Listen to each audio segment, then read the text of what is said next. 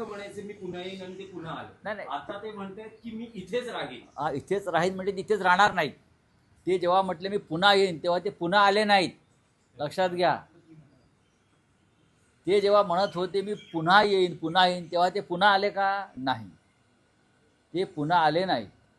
त्यांना पुन्हा येण्यासाठी शिवसेना फोडावी लागली. राज्यपालाला इकडल्या मॅनेज करावं लागलं. 50-50 कोटीला माणसं विकत घ्यावी लागली.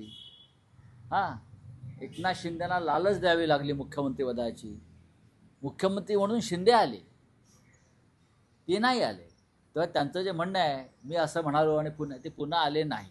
पण मग मी इथेच राहीन यासाठी त्यांना काय करावं लागेल? नाही ते इथेच राहणं अवघड आहे. मी काय आम्ही त्यांच्या वाईटावर टपलो नाही. उलट ते आम्हाला इथे हवे आहेत. पण त्यांना राष्ट्र साथ घालते ना. राष्ट्र पुकारते, राष्ट्र की पुकार आहे.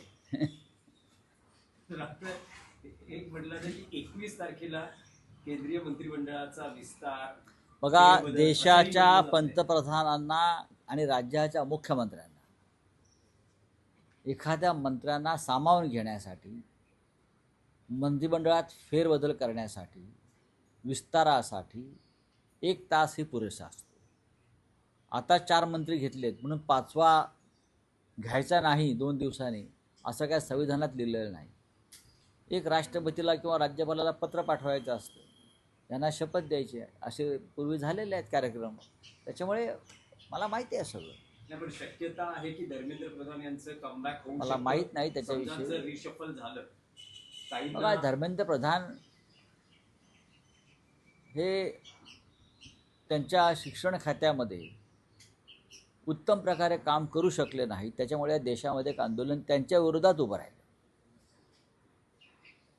आणि म्हणून त्यांना त्या दबावाखाली प्रधानमंत्र्यांना त्यांचा राजीनामा घ्यावा लागला आणि त्या राजीनाम्याला अद्याप 1 महिनाही पूर्ण झालेला नाही. अशा वेळेला धर्मेंद्र प्रधान यांना परत घ्यायचं असेल तर देशातल्या युवकांच्या मानसिकतेचा विचार करावा लागेल.